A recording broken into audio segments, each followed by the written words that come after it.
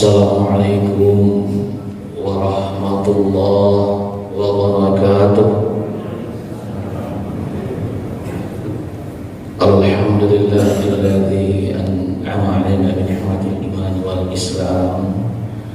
Asyhadu an la ilaha illallah wahdahu la syarika lah wa asyhadu anna Muhammadan 'abduhu wa rasuluhul mab'uts rahmatan lil alamin.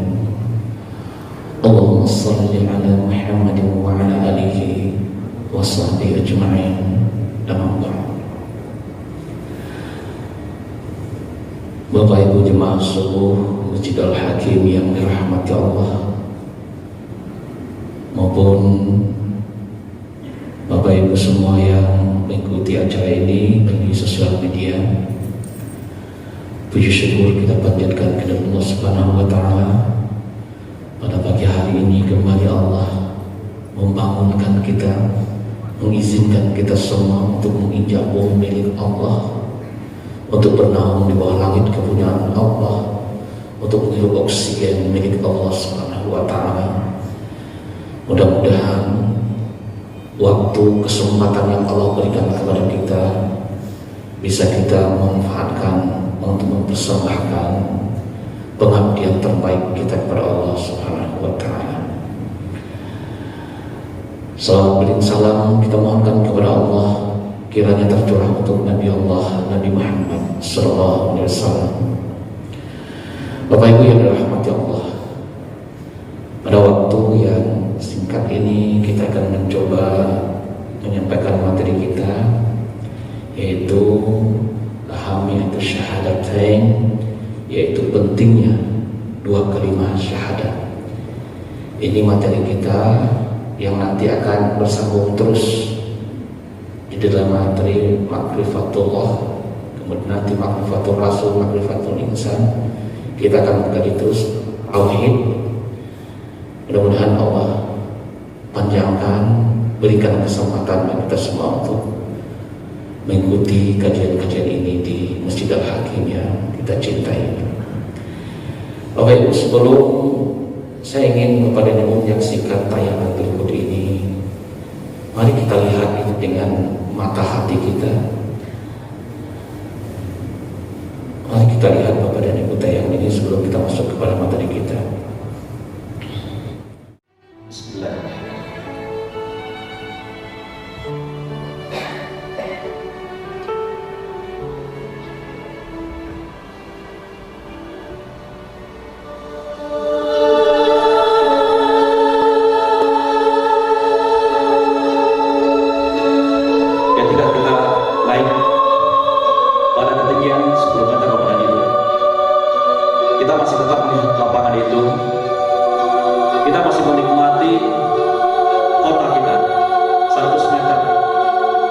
Kita mungkin masih melihat gedung ini. Kemudian ketika kita naik lagi sampai 1 kilometer, mungkin kita akan melihat di tempat kita bagaimana gunung-gunung yang ada, bagaimana pantai yang ada di tempat kita. Kita mungkin akan melihat pantai yang indah, kita akan melihat pulau, danau-danau yang indah, semuanya yang ada di atas bumi Allah. Kemudian kita naik lagi, mungkin kita melihat Indonesia di sana. Indonesia yang kecil, Indonesia yang tidak berarti apa-apa dibanding bumi yang begitu luas. Bapak dan Ibu semua, kita naik pada 10 pangkat 7. Kita akan melihat bumi juga semakin kecil. Bumi tidak berarti apa-apa, semakin kecil dan semakin kecil. Bayangkan dirimu yang berada di ruangan ini, Bapak dan Ibu, betapa kecilnya dirimu. Dan ternyata bumi pun tidak kelihatan dan tidak berarti apa-apa, hanya bagaikan debu yang kelihatan pada ketinggian 10 km Bapak. Luar biasa Bapak dan Ibu, bumi tidak kelihatan. Kita melihat garis orbit, karena disinilah orbitnya planet-planet mengitari matahari. Bumi bertawaf mengelilingi matahari, bulan bertawaf mengelilingi bumi, bumi bertawaf mengelilingi matahari. Dan mataharimu yang besar Bapak dan Ibu juga semakin kecil ketika kau terbang jauh lebih tinggi dan lebih tinggi lagi. Kemudian dan matahari pun menjadi tidak kelihatan. Matahari yang merupakan bersandar yang besar menjadi tidak kelihatan. Engkau masuk lagi ke dalam galaksi Bima Sakti, galaksi Andromeda, kumpulan-kumpulan galaksi juga membentuk gugusan-gugusan galaksi yang besar. Itulah 1 tahun cahaya kepada itu semua. Engkau melihat bermiliar-miliar galaksi, bukan hanya 1 galaksi. Alpha Centauri, Antares bintang yang terbesar. Kita tidak melihat apa-apa. Hanya kita melihat bintik-bintikan bintang-bintang yang semuanya itu adalah gugusan-gugusan galaksi yang sangat besar. Bapak dan Ibu semua, di manakah bumimu Bapak dan Ibu? Di manakah matahari? Juga tidak lagi tergambarkan karena begitu kecilnya. Apalagi diri kita Bapak dan Ibu semua, apalagi diri kita yang kecil di ruangan ini, luput dari semua yang kita lihat hari ini. Inilah kebesaran Allah Subhanahu wa Ta'ala. Inilah keagungan Allah Subhanahu wa Ta'ala. Bapak dan Ibu semua, 10 bahkan 22, semuanya semakin tidak ada, semuanya semakin tiada. Dan hanya nanti aku akan melihat ruang hampa yang kosong, ruang hampa yang kosong yang disitunya bagaikan debu. Ada berapa galaksi-galaksi yang hampir tidak kelihatan. Bayangkan di mana bumi Bapak dan Ibu, di mana bayang tubuh kita, di mana gedung ini. Kita tidak berarti apa-apa di hadapan Allah Subhanahu wa Ta'ala. Yang kau lihat hari ini adalah kebesaran Allah Subhanahu wa Ta'ala. Kita hanya mampu mengucapkan dengan maha. Sesungguhnya kata maha itu tidak berarti apa-apa di hadapan Allah Subhanahu wa Ta'ala. Kemudian engkau dilemparkan kembali untuk kembali ke bumimu pada Ibu. Ucapkan Allahu Akbar, Allahu Akbar, Allahu Akbar. Kita hanya mampu mengucapkan Allahu Akbar, Allah yang maha besar. Hanya kata itu yang mampu kita ucapkan kepada Ibu semua. Bayangkan siapa dirimu yang sesungguhnya, betapa kecilnya, betapa hinanya dirimu di hadapan Allah Subhanahu wa Ta'ala. Masihkah engkau kepada Ibu akan berjalan di muka bumi Allah ini dengan dagu yang terangkat, dengan kesombongan dan kepungahanmu? Bapak dan Ibu, engkau kembali lagi setelah melakukan perjalanan. Bapak dan Ibu semua, Bapak dan Ibu yang disayangi Allah, Bapak dan Ibu yang disayangi Allah, setelah itu keluar dari dirimu, setelah itu keluar melihat jauh terbang ke angkasa luar, engkau hanya melihat betapa tawafnya alam semesta menuju kepada Allah yang Maha Esa. Yusabbihu lahu ma fis samawati wal ardh. Sekarang Bapak dan Ibu, engkau juga bisa melihat siapa dirimu yang sesungguhnya ketika masuk ke dalam tubuhmu. Inilah dirimu yang sebenarnya.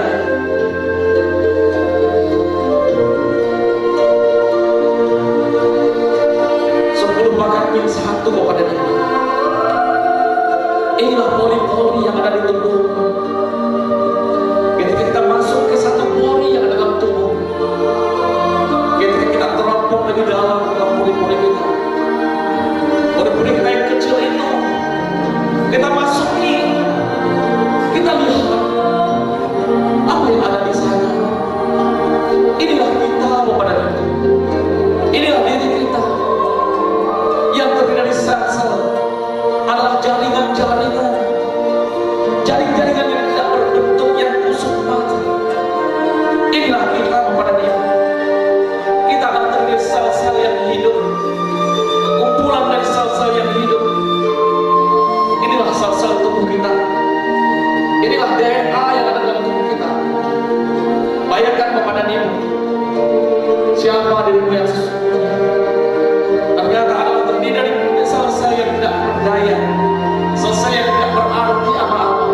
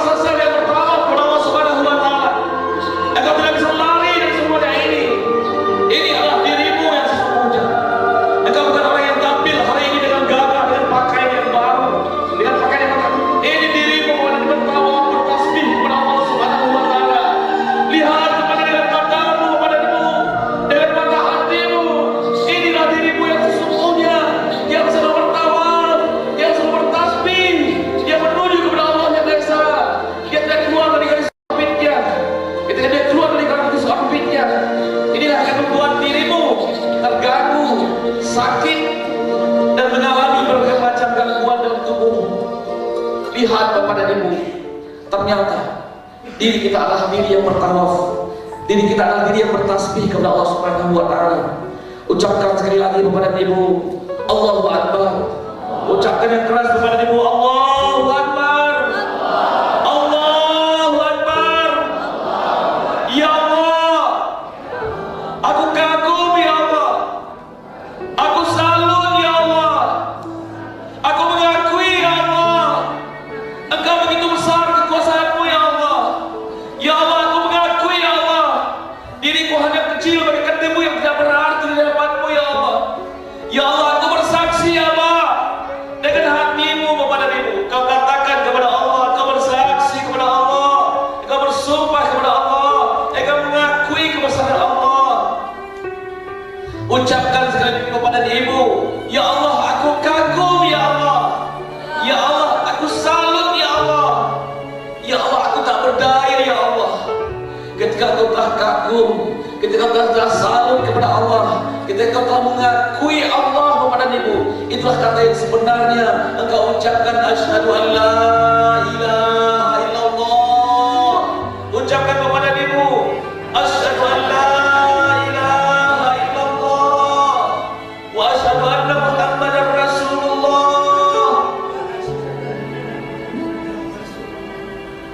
Tapi ketika kau merasakan begitu kecilnya di hadapan Allah Subhanahu wa taala, begitu kagumnya kepada Allah Subhanahu wa taala, ketika itu engkau mengucapkan asyhadu an la ilaha illallah wa asyhadu anna Muhammadar Rasulullah.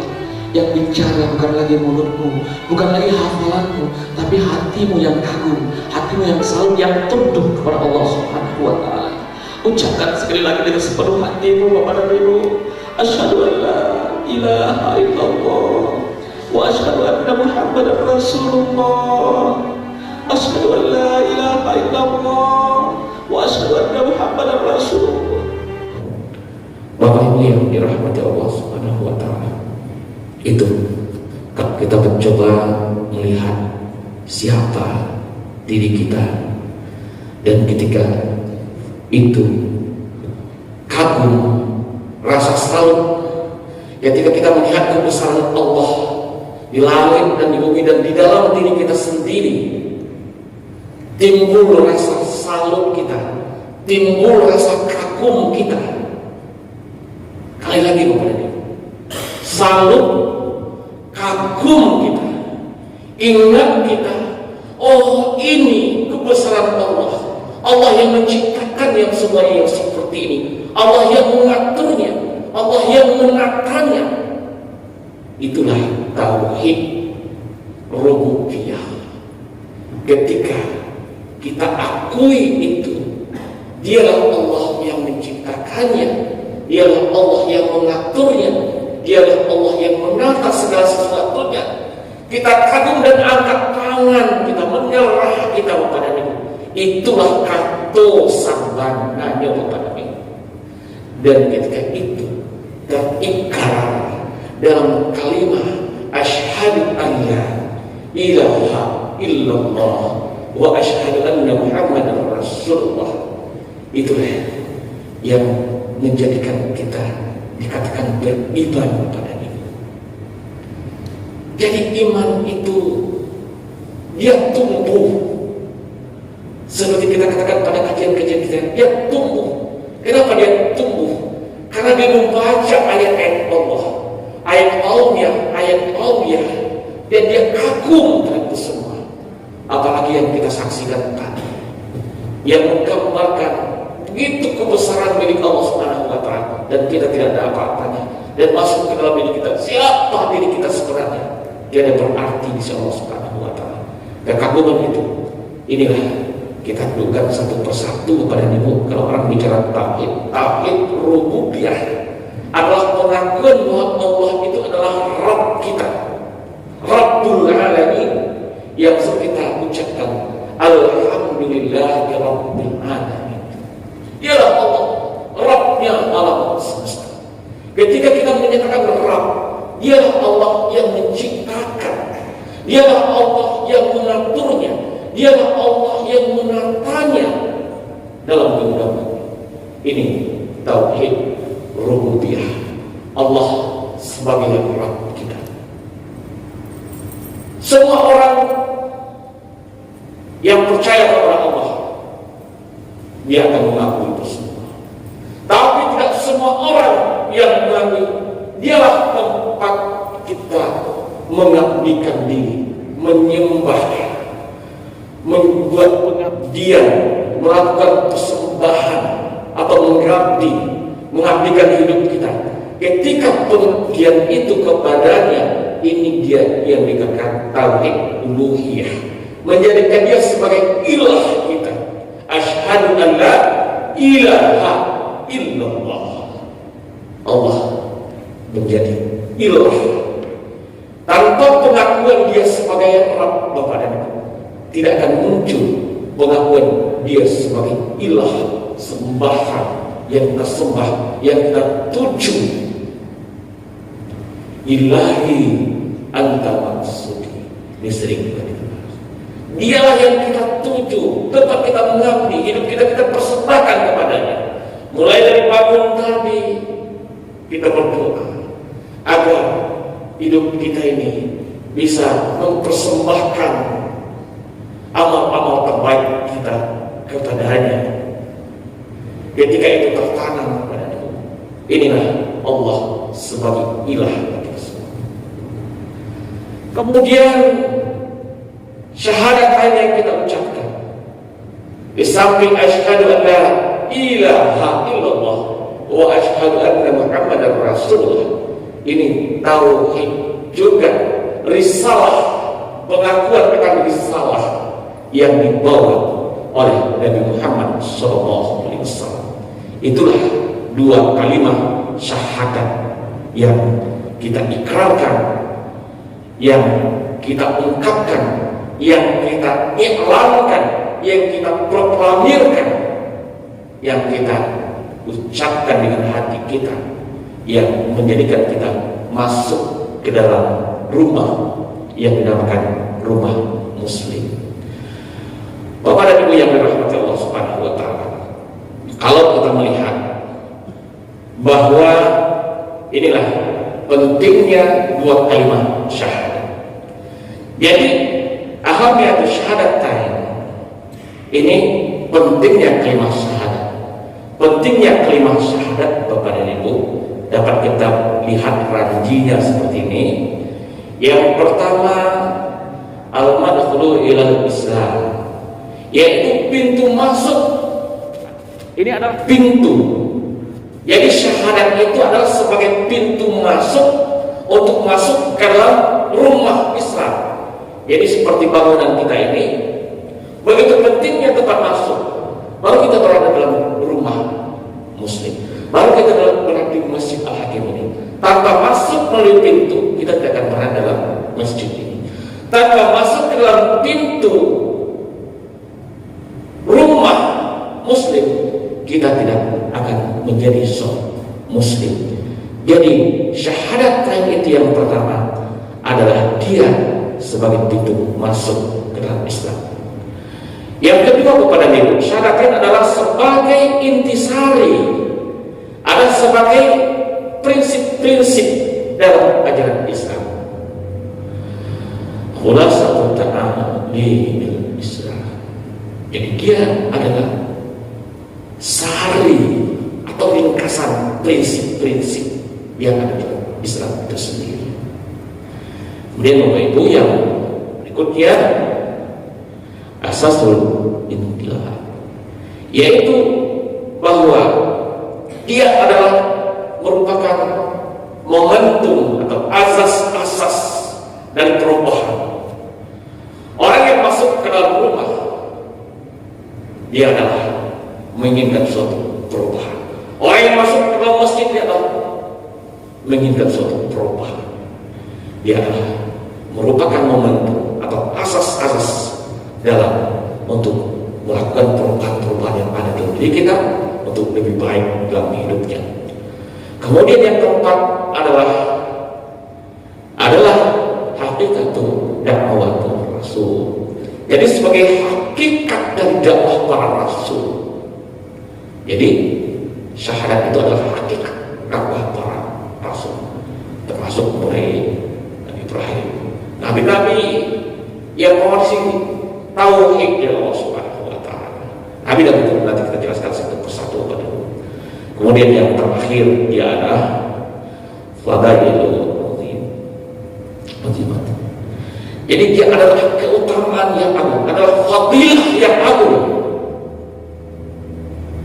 Fadailul azimah. Fadailul azimah. Fadilah yang agung, fadilah yang besar, keutamaan yang besar. Inilah asyhadu an la ilaha illallah wa asyhadu anna Muhammadar Rasulullah. Bapak dan Ibu yang dirahmati Allah Subhanahu wa taala. Rukun Islam itu ditegakkan di dalam 5 perkara. Islam dibangun dalam 5 perkara.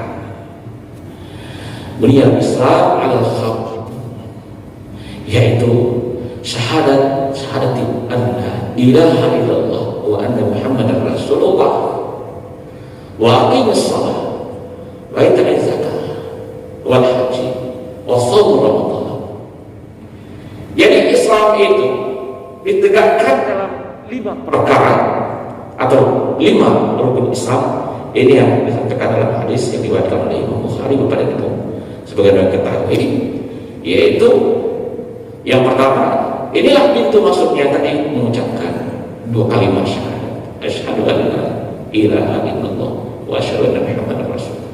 Yang kedua adalah salat, menunaikan zakat, puasa Ramadan, haji, bayar mampu. Mana yang paling berat di antaranya? Rukun itu yang paling berat mana? Sehingga ditempatkan dalam rukun yang pertama. Kenapa syahadatain jadi yang pertama? Bapak dan Ibu, kalau sholat memang berat, bagaimana dijelaskan oleh Allah dalam surah Al-Baqarah ayat 45? Illa 'alal khasyi, kecuali bagi orang yang khusyuk dalam sholatnya. Kenapa? Karena imannya benar. Ini juga berat. Zakat juga berat. Tapi bagi yang yakin balasan dari Allah yang sangat besar, tentu dia akan menjadi berat. Hal-hal yang diinfakkan di jalan Allah tidak akan berat yang dilalui dengan iman.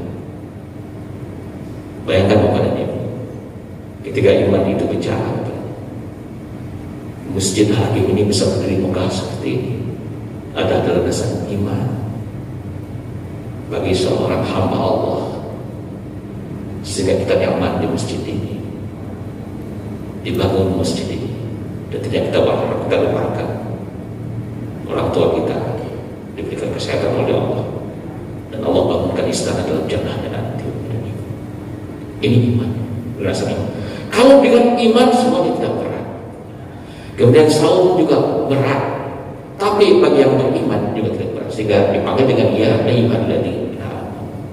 Haji juga berat, tapi tidak berat bagi orang yang bertakwa, dia akan menjadi ringan. Jadi yang menentukan adalah iman, yang ditentukan dengan baiknya syahadatain, rukun iman yang rukun Islam yang pertama. Karena adalah dilandasi dulu dengan landasan keimanan, keyakinan kepada Allah Subhanahu wa taala, baru dia rukun yang lain. Ini pentingnya syahadatain kepada Allah. Sehingga dia diletakkan di dalam rukun Islam yang pertama, karena ini sangat penting.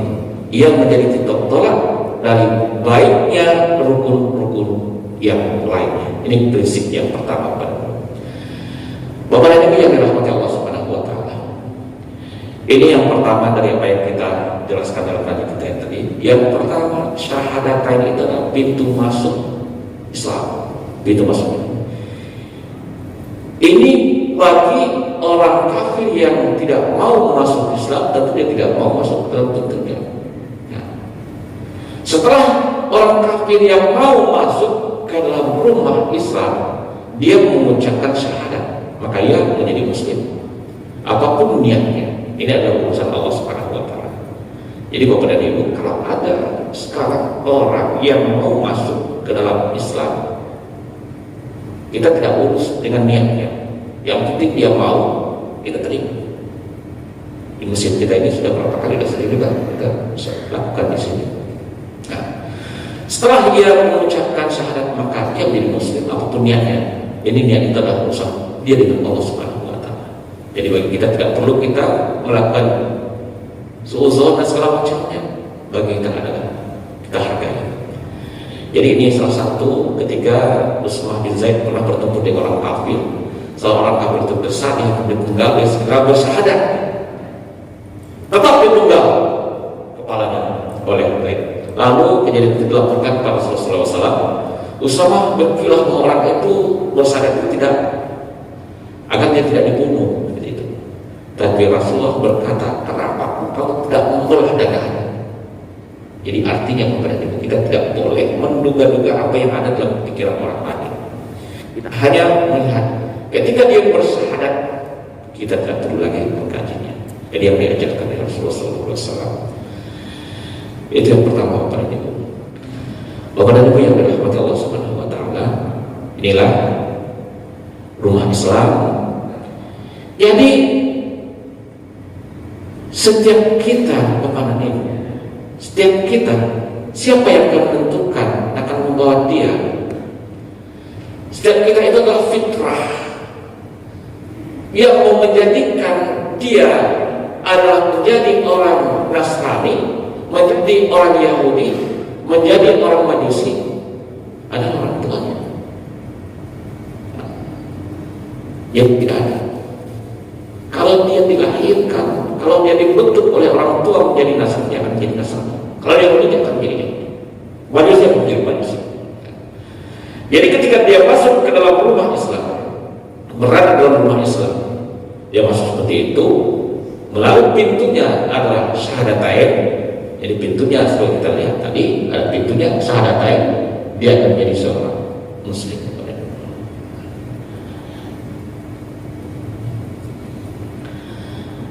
Penting kepada Ibu, syahadatain merupakan satu-satunya pintu masuk ke dalam Islam. Itu penting seperti itu. Ketika tidak mau melewati pintu, berarti belum Muslim. Jadi tanpa ada masuk ke dalam pintunya tidak Muslim. Meskipun sudah berada dalam rumah Islam, yang penting lagi adalah bagaimana mendalaminya, mengisi rumah itu. Setelah kita masuk ke dalam rumah itu, tentu kita dalami, kita isi, berada dalam rumah itu. Bagaimana kita memahami seluruh apa yang ada dalam isi rumah itu? Inilah kita. Bagaimana kita mengikuti kajian-kajian yang seperti ini. Bapak dan Ibu yang dirahmati Allah Subhanahu wa Ta'ala. Yang kedua, syahadat adalah ringkasan prinsip-prinsip atau intisari dari Islam. Inti ajaran Islam adalah ikhlas kepada Allah, mengikuti ajaran Rasulullah SAW. Keduanya ada dalam syahadatain. Asyhadu an la ilaha illallah wa asyhadu anna Muhammadar Rasulullah. Inilah inti dari ajaran Islam, yaitu mengikhlaskan diri kita kepada Allah, mengilahkan Allah, kemudian adalah mengikuti Rasulullah Muhammad SAW. Sementara itu inti dari Al-Quran adalah surat Al-Fatihah, sehingga wajib kita baca dalam setiap salat kita. Jadi tanpa membaca Al-Fatihah, salat kita tidak sah. Begitu juga dengan syahadat. Tanpa mengucapkan kalimat syahadat, kita tidak masuk ke dalam Islam. Bapak dan Ibu yang dirahmati Allah, kita selalu belajar mulai dari global dulu. Jadi sekarang kita belajar dari syahadat, kita belajar dari global dulu. Mempelajari sesuatu yang lebih mudah dari yang global dulu, baru kita masuk ke dalam rincian-rinciannya. Jadi tadi kita gambarkan gambaran yang besar, kemudian kita masuk. Jadi sama dengan seperti kita di sekolah dulu, kita belajar misalnya kita belajar IPS, kemudian belajar ekonomi, ada akuntansi, ada manajemen. Nah, kira-kira analoginya seperti ini. Jadi kita belajar yang besar-besarnya, politik dan semuanya. Ini analogi saja kepada Ibu, bahwa kita dalam mendalami ilmu dari yang global dulu tidak perlu masuk ke dalam hal yang detailnya. Jadi mulai dan belajar syahadatain, fa'lam annahu la ilaha illallah. Jadi ini kan sering ketika kita mau fa'lam itu ilmui, ketahuilah, mendalami syahadat itu. Jadi setelah kita global, kita dalami fa'lam anna la ilaha illallah wa astaghfirullah. Jadi ini komponennya, bahwa sesungguhnya tidak ada selain Allah, dan mohon ampun bagi dosa bagi orang-orang yang laki-laki maupun perempuan. Jadi ketika kita mau bertahlil itu kepada bukan selalu fa'lam annahu la ilaha illallah. Jadi maksud dari fa'lam itu kepada itu, dalamilah, ketahuilah, ilmuilah. Jadi kan ketika sudah berada dalam rumah tadi, kita mengalaminya. Sebagaimana kita belajar IPS, termasuk ke akuntansi, belajar kita semuanya, pelajaran-pelajaran yang kita lalui. Jadi harus kita masuk dan mendalami bagi kita, dan kita memohon ampun kepada Allah atas kelemahan-kelemahan kita. Kemudian kepada Ibu, kita cepat saja, waktu kita masih 4 menit lagi dan bisa kita selesaikan. Yang ketiga, syahadat adalah azas dari para perubahan, sehingga harus dimulai dari mana kita ingin melakukan suatu perubahan dalam masyarakat. Pertanyaan yang dijawab sulit sehingga Rasul sendiri bingung. Jadi dalam surat ke-93, surat ayat ke-7 kepadanya. Jadi pertanyaan ini dijawab langsung oleh Allah Subhanahu wa taala. Jadi ketika Nabi Muhammad bingung, Allah yang menjawabnya. Kalau kita juga seperti itu, ketika kita bingung, kita kembali kepada Al-Quran. Ada jawaban dalam Al-Quran. Nah, gitu padanya. Kemudian ini gambaran kondisi waktu itu di Kota Mekah. Yaitu kenapa tidak politik dulu. Jadi di zaman Rasulullah itu berarti bayang-bayang dua raksasa dunia, yaitu Romawi dan Persia. Banyak daerah yang subur yang dikuasai oleh kedua raksasa itu. Jadi ini yang menguasai. Kenapa tidak itu dulu yang menguasai? Kalau ini yang dikuasai tanpa adanya iman, juga nanti akan hancur. Jadi tidak sulit sebetulnya bagi semua untuk menguasai daerah-daerah itu, tapi harus landasnya iman dulu. Ekonomi, harta yang dimiliki oleh sebagian orang, sementara sebagian besar masyarakat hidupnya miskin. Akhirnya juga moral. Walaupun ini contohnya kondisi Mekah waktu itu pada itu.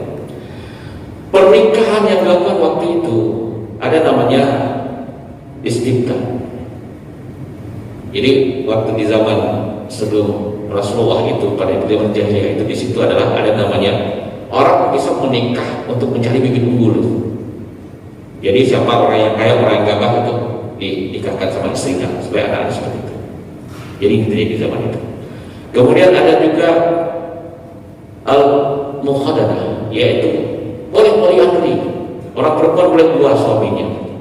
Juga ada asyilak, jadi bertukar antara misalnya kita punya anak laki-laki, ya perempuan, ditukar saya seperti itu. Jadi tidak ada aturan-aturannya. Kemudian ada perkawinan warisan, terkait nikah mut'ah atau nikah kontrak, dan menggabungkan dua istri karena peradik. Ini dilakukan di zaman-zaman jahiliyah. Nah, kemudian minuman keras. Ini kondisi di Mekah waktu sebelum Rasulullah diutus oleh Allah Subhanahu wa taala.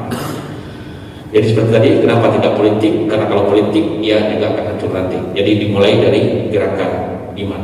Tidak tetap terani, tidak mudah, tidak sulit sebetulnya bagi Rasulullah untuk mengarahkan. Tapi terani dia tetap terani itu juga, tapi tidak berdasarkan kepada iman, dia juga akan hancur. Sebenarnya hancur ini juga terani yang lainnya. Kenapa tidak dimulai dengan revolusi sosial? Sama juga, bisa dilakukan revolusi sosial, tapi akhirnya juga tidak akan hancur, akan menghilangkan dan semuanya. Kepada ibu yang dirahmati Allah, jadi 13 tahun Rasulullah SAW konsisten dulu menerangkan tauhid. Jadi tauhid dulu, baru kepada masalah muamalah dan yang lainnya. Apa saja hakikat dakwah para rasul, bahwa setiap rasul diutus oleh Allah pasti membawa kalimat syahadat. Jadi pesan seperti pesan berantai kepada dia. Jadi dari Rasul kami juga seperti tetap membawa kalimat tauhid. Kemudian terakhir, karena waktu kita terbatas, ya. Jadi ini yang terakhir, bahwa syahadat adalah utamanya. Kalimat thayyibah la ilaha illallah ada sebaik-baik zikir.